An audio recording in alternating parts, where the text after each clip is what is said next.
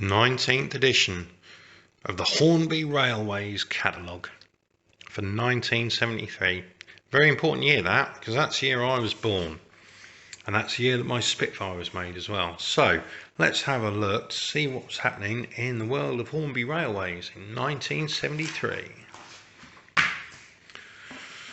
So, you've got your Cuneo painting on the cover. Let's go back to that. Okay, so obviously there's a mouse in here somewhere, but I couldn't find it. His signature mouse, I'm not going to look for today.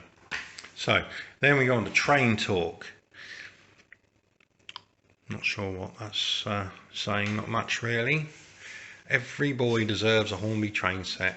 Indeed, but not every boy deserves one like that. That's quite splendid, isn't it? Quite complicated, but very much the old style thing where your only choice for your foliage was lichen. You know, and your choice of scatter was sawdust or not.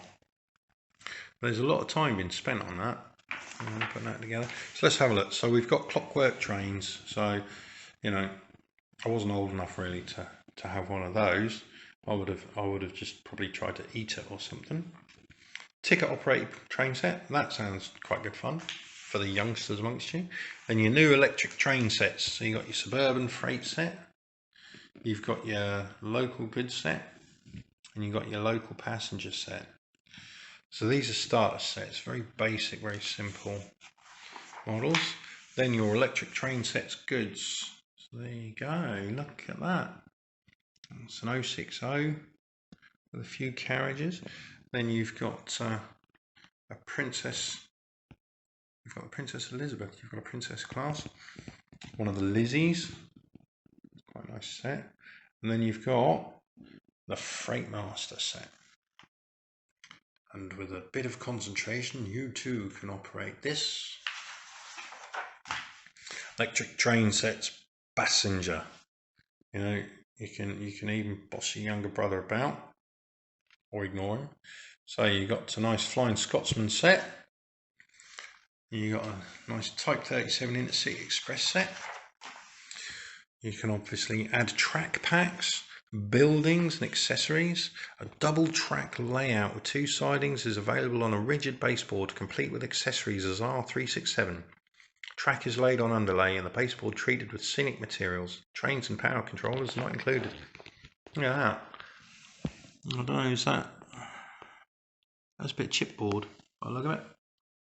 That's what I had under the bed, chipboard, but I certainly didn't buy a bit of chipboard from Hornby. Just bought one bit of chipboard. New Power Control Centre.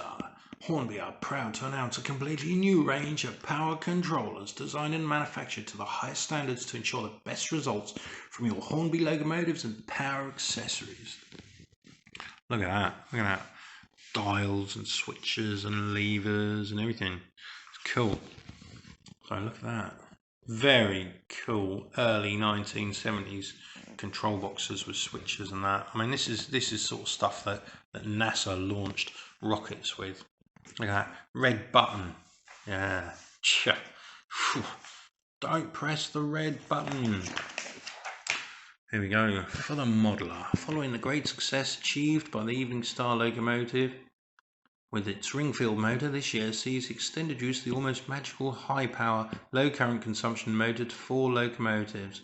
Their degree of controllability throughout the speed range, long-lasting performances have to be experienced to be believed.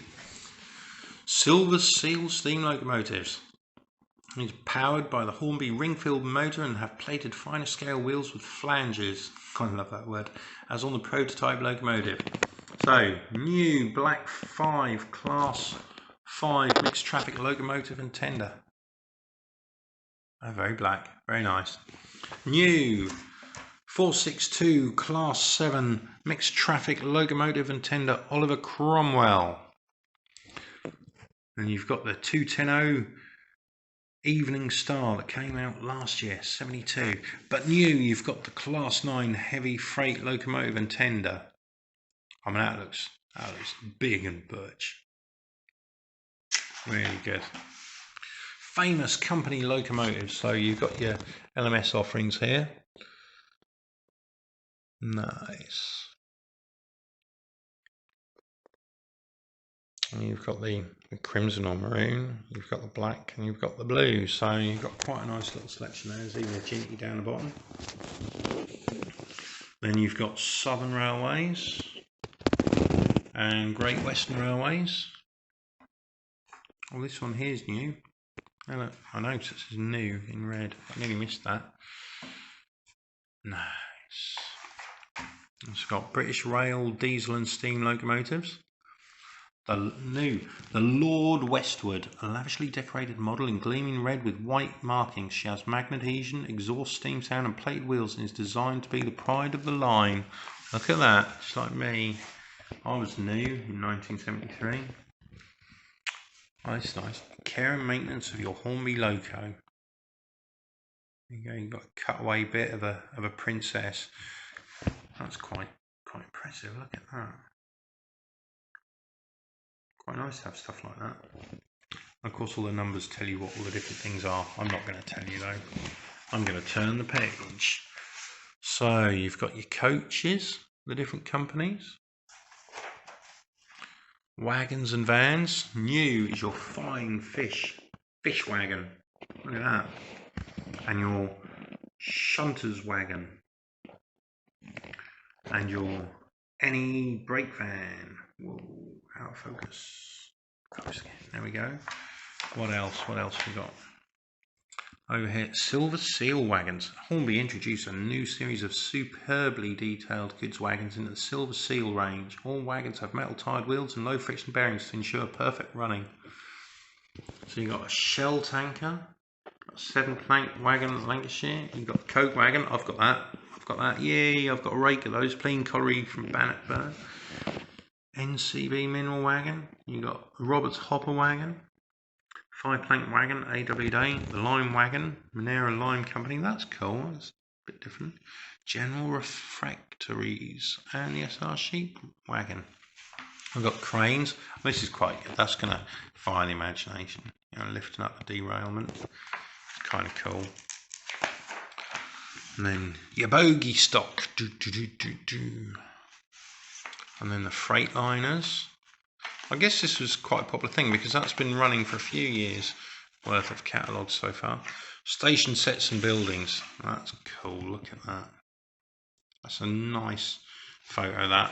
That's a nice image showing you platforms and people and different eras of, well, not different eras, different countries, different companies of locomotive.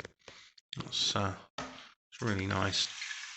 So there you've got all your station buildings and platforms and that, and how they all fit together and go together, bits and pieces. And your bridges and tunnels. And signals. Let's turn that page. So the System 6 track, still calling them that. And new, you've got 1973, they brought out the new flexible track, 1 meter long, 1 meter, not even a yard. We've gone decimal. Your curved point, your left hand curved point, I've never had any of those, and your right hand curved point, and your second radius half curved track, look at that. And your Silver Seal track, so that would be your points and your crossings and so on. So, oh, what's the difference between... Ah, that's the nickel silver track. Okay. And your automatic train controls.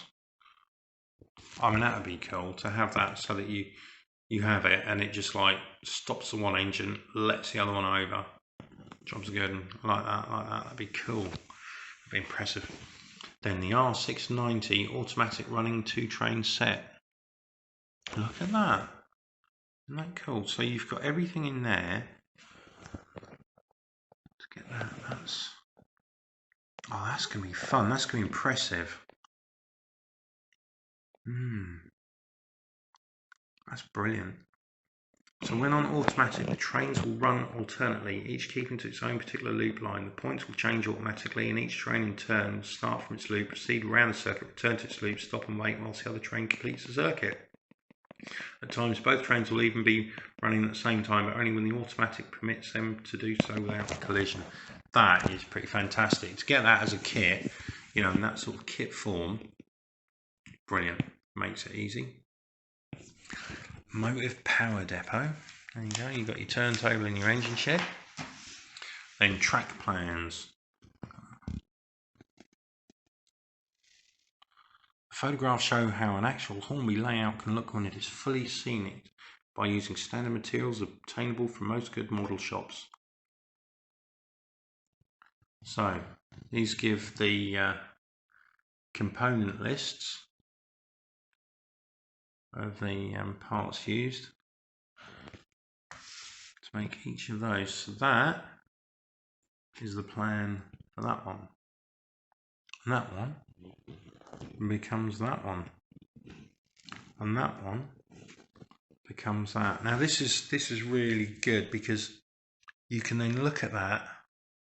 You can be inspired by the photos and then you can work out and plan how to do part or all of those, and you get to see what you need and so on. This makes it accessible, makes you think about it. It also advertises the track plans book as well. So on the back, Rico registered, Rico Scenic Accessories. So it tells you all about the landscape colourings.